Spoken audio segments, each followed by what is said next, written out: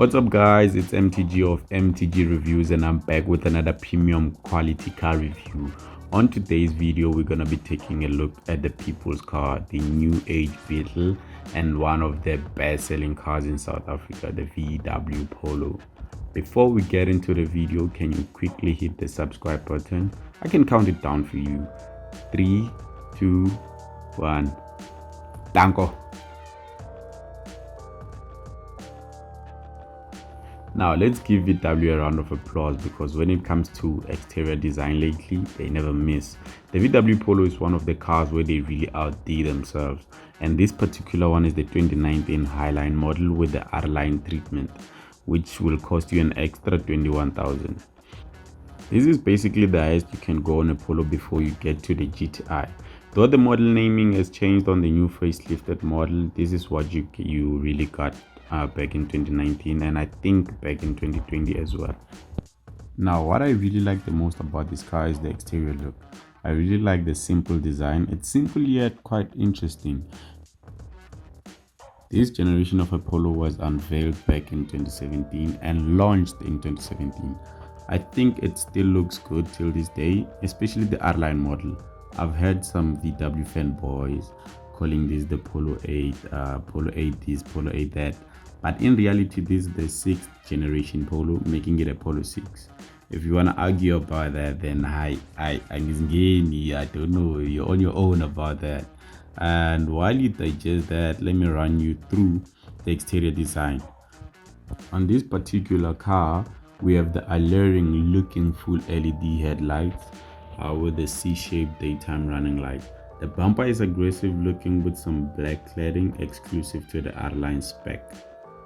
Moving to the side, we have these two parallel sharp shoulder lines, which makes the car look more enticing. At the back, we have these boxy taillights, which to me look like the previous gen, the Polo 5 taillights, flipped upside down.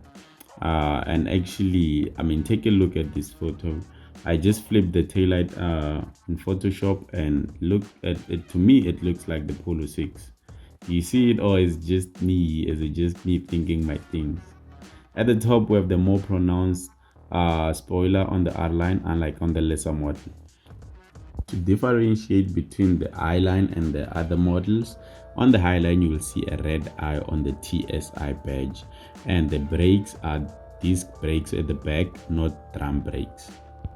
And the wheels that we have here are 17-inch sized wheels, which are standard to the R-Line package, and the design is exclusive to the R-Line spec. And on this car we have Continental tires, which will set you at 2,300 rands each.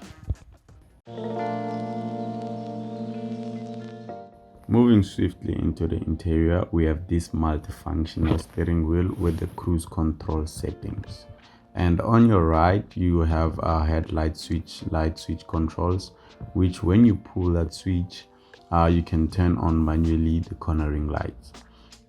And on our left, we have an 8-inch display, the infotainment system, which has touch sensitive shortcut controls. On this infotainment, we have Apple CarPlay,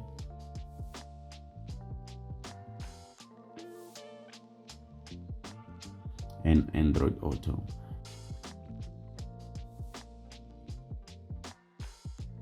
Directly under the infotainment screen, we have these rectangular shaped vents, and below them we have the manual climate control system. And you can actually option the dual zone climate control if you're willing to pay more. And talking about a dual zone, we have the dual clutch transmission in form of a 7-speed DSG, and a start stop engine button alongside the gear knob. And we have these mode selection button for different drive modes. We have eco, normal, sport, and individual. And the last button is the park pilot button, which you can activate parking sensors with. And we have center console with decent space. And looking up, we of course have the sunroof with a sunroof control switch between the interior light switches. And lastly, we have a decent sized glove box. Now let's get to the performance of this car. The Highline model distinguishes itself from the rest of the pack with 85 kilowatts of power and 200 newton meters of torque, whereas the model below, in which is the Comfort line, only gets 70 kilowatts, in which is 15 kilowatts less than the Highline, and the Trend line gets 70 kilowatts as well with 175 newton meters of torque. The Concept line, which is the entry-level model, gets 65 kilowatts.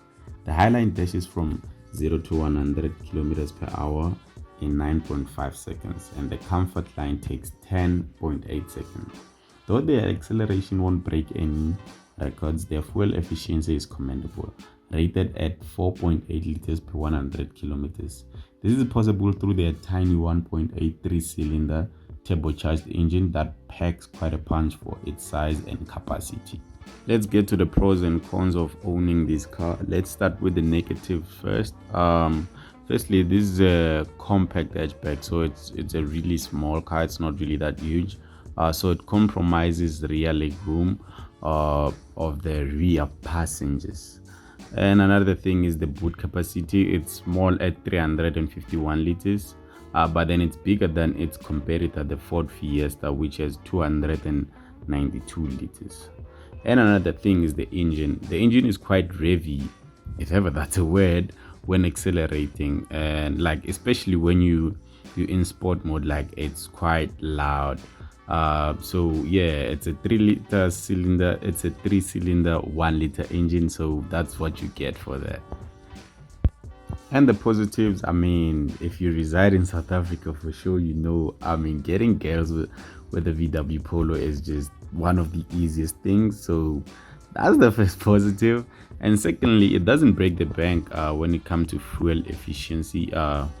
It's actually it's not really that hard on the pocket, so you can save money on that. And the interior, I really like the interior. It's well designed. Everything is within arm's reach, so I really like that as well. The driving experience of this car on the highway is flawless. The 3-cylinder engine is not lazy. It can pull and give its 4-cylinder competitors a run for their money. And overtaking is actually quite easy on this one, as it pulls easily with the help of the turbocharger. Urban driving experience is not the best. It's actually flawed since the car has the dual clutch transmission. In urban driving experience, it's not as refined since the transmission is best tuned for high performance driving. When you remove your foot from the brake when the car was in standstill, the car is quite jerky. It's just raring to go. It's not as smooth of acceleration as it could have been with the torque converter transmission. And the brakes are grabby as well at low speeds. When you're trying to park a car and when you want to brake smoothly, it's actually hard. It takes some getting used to. Now let's get to the part that you've all been waiting for, the cost of ownership. So everything has changed on the new facelifted model, and everything, the pricing, the car market has just shifted from 2019 to now. So if you're interested in checking the cost of the new car, just Google car finance calculator and input the prices. But today we're only going to look at this specific car. So let's chop up the number real quick. The owner parts with 6,300 monthly to finance this car, and the insurance is at 1,000 rands, and the petrol cost for this car for a full tank actually is 920 rands. Being a Polo driver, that's less likely to be the cost. It's for sure more likely to be higher than that. And when it comes to servicing, the minor service of this car, it comes at around 2,000, and the major is 4,000 rands. So the monthly cost of this car is around 8,220 rands. So what's my take on the VW Polo? So my take is fairly simple. Looking at its class, I think it's the best. Looking at the performance, looks, and quality that you get, I'd say buy it. But you must know that reliability is not one of VW's strong points, so you might frequent the service center more often. So that's all from me for today. Don't forget to subscribe, like, and comment. I'll catch you on the next one. Danko.